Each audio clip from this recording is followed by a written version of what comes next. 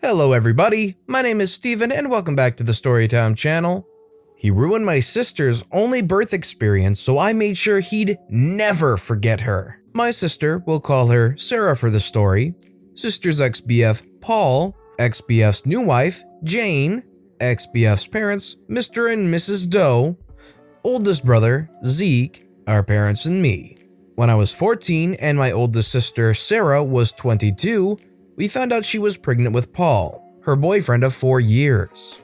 They immediately got engaged and they were really happy. For a time, Sarah had a horrible pregnancy. About 16 to 18 weeks and the wonder of creating a human life evaporated within her. She developed hyperemesis, which if you don't know is a really bad morning sickness. She was constantly in pain, she developed gestational diabetes and just all around hated the experience. Around this time, Paul, the then fiancé, started getting sick of the complaining. I believe the argument was, "Your body is built to do this, it can't be that bad." Sarah was due around Valentine's Day and Paul's parents, Mr. and Mrs. Doe, were very excited, both about the grandkid and the fact that he could be born on a holiday. She was very against that and really hoped that her son wouldn't be born on a holiday, even one as small as Valentine's Day. Her birthday sometimes falls on Easter and she hates it, because it might make him feel that his day isn't very much about him. Well, Mrs. Doe says something like, "Well, if you name him Valentine or Valentino, then that'll make the day even more special to him." Again, sister hated that idea. She thought it was tacky, he'd be bullied for it, and just really didn't like the name Valentino. Paul loved it, but agreed to go with a more average name like Daniel or Jared. Fast forward to February and she was ready to get this over with. Sarah had officially been put on bed rest because while standing or walking, her blood pressure took unexpected spikes and dips.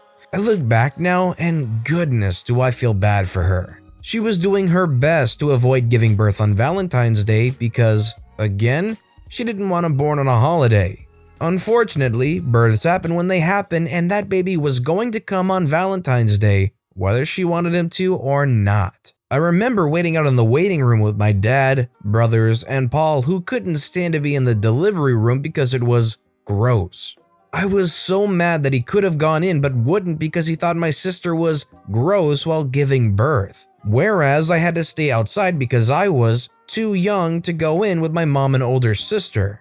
Dad went home with the youngest 2 brothers while the oldest, Zeke, stayed to watch me because I refused to leave. 16 hours after Sarah went into labor, my little nephew was officially part of the family on the evening of Valentine's Day. Unfortunately, Sarah was not okay. She had to have an emergency cesarean section and while doing the operation, discovered that the back of her uterus, facing her spinal cord, had a very large and very severe, thankfully non-cancerous, tumor. When I say large, I mean it was twice the size of a standard uterus. The doctors were shocked and didn't understand why nobody had noticed it on an ultrasound. It accounted for her severe back pain and blood pressure issues. The doctors immediately went in for more surgery to remove the tumor, but sadly ended up having to perform a full hysterectomy. This meant that my nephew would be Sarah's only child. Now, while Sarah was in for surgery, Paul was taking care of everything baby-related to make sure his son was okay. In my 14-year-old self's memory, I remember him being suitably distraught, but I really didn't pay him much mind and spent my time in the waiting room with my mother and other sister. Zeke, however, wanted to be a good future brother-in-law and make sure that Paul was okay. He found Paul filling out the baby paperwork on his own looking, in my brother's words, like he had not a single worry in his mind. Zeke asked why Paul didn't wait for Sarah to fill out the paperwork as she should have been out of surgery within the hour, and Paul said that he just wanted her to get her rest and heal. That checked out with Zeke as he was 16 and didn't know any better at the time. Now, I know what you're probably thinking. No, he wouldn't. He knows how much she hates that name. And still, she'd need to sign the paperwork too. My fellow peoples of Reddit, I regret to inform you that Paul forged Sarah's signature on the paperwork and waited until she was out of surgery to hand said paperwork over. My sweet nephew, that was born on Valentine's Day, was named Valentino on his first official birth certificate. I still, to this day, don't know why Paul and his family were so insistent about the name.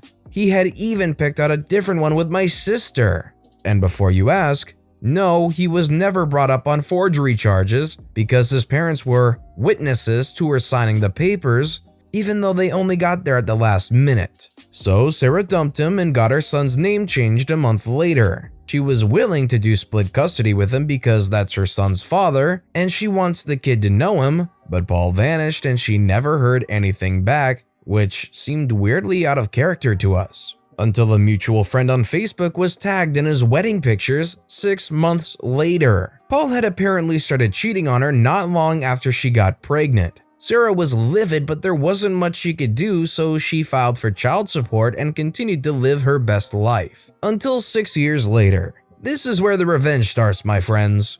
So Sarah has been a single mother for the past 6 years and has been amazing at it. At this point in my career, I've been a hairdresser for about 8 months at our local Great Clips. I'm working one day, and who is seated before me but Jane, Paul's wife, herself. I take her back for a trim and she clearly has no idea who I am. That adds up because a mutual friend that still keeps in contact with Paul said that Jane doesn't know a thing. She has no idea about Sarah, that she was the other woman, or that Paul actually has a kid that he's been infrequently paying child support for. She's in the dark on it all. I told myself not to be a butt and treat her like a normal customer, which I did. Now at this point, Jane was heavily pregnant, so a lot of our conversation was about that. She loved being pregnant, but it was hard. Her husband was so unsympathetic.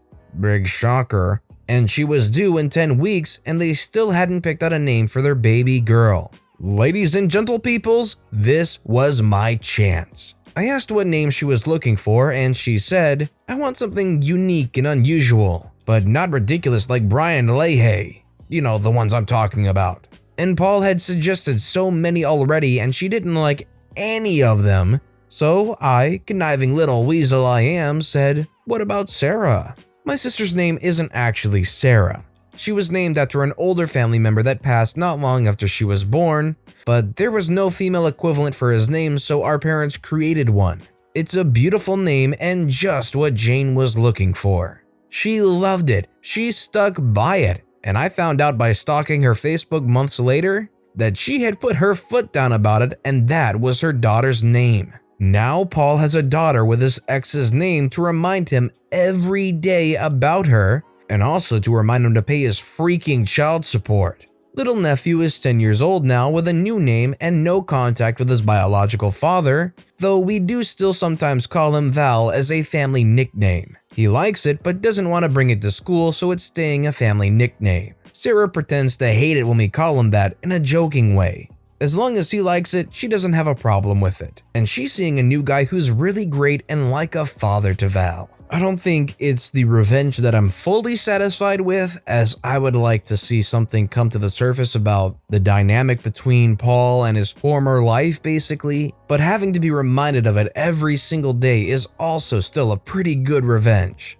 If you had the opportunity to do whatever or say whatever to Jane at that barbershop, what would you have done? Let me know in the comment section down below.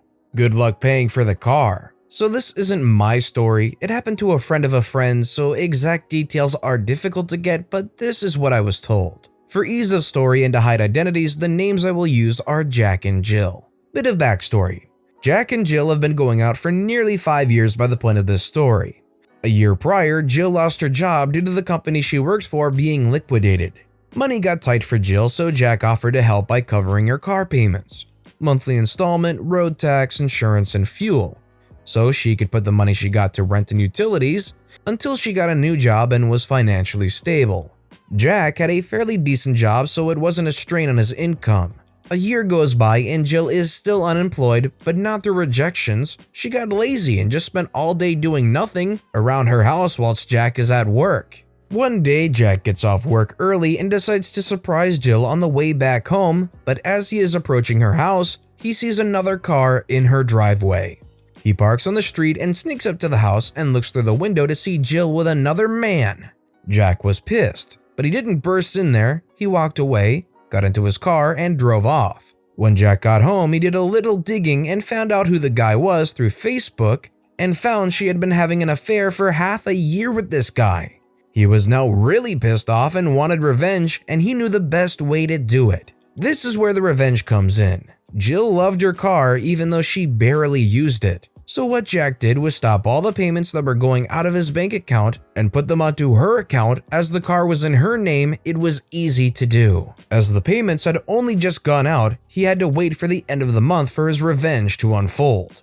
The end of the month comes and Jill's bank card is declined at the shops. She calls the bank up to find out what is going on, and they tell her she has gone overdrawn because of the car payments going out of her account. Jill phoned Jack and asked why the payment is coming out of her accounts and not his.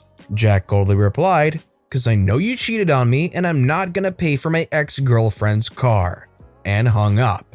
Followed of the revenge, she tried to get Jack to pay for the car, even got lawsuits involved, but as she was the sole owner of the car, it was declared he had not legal responsibility to pay for her car. As she couldn't afford her road tax or insurance, she couldn't drive the car, and eventually she got so far behind in the payments the car was repossessed. To pay the debt, she had to get a minimum wage job and now takes the bus to and from work. I see this as a consequence of her actions. She did something terrible and cheated for over half a year. The guy's just done, he leaves, and there's no cloud for her to fall on afterwards. You want to steal my mail? I'll give you some mail to steal. This happened a few years back. I was going through a nasty divorce. Custody fights, crazy legal bills, having my reputation dragged through the mud, etc. I'll spare you the usual details, but my wife was really into making my life heck for no reason other than not putting up with her abuse anymore. Anyway, I noticed my mail started disappearing.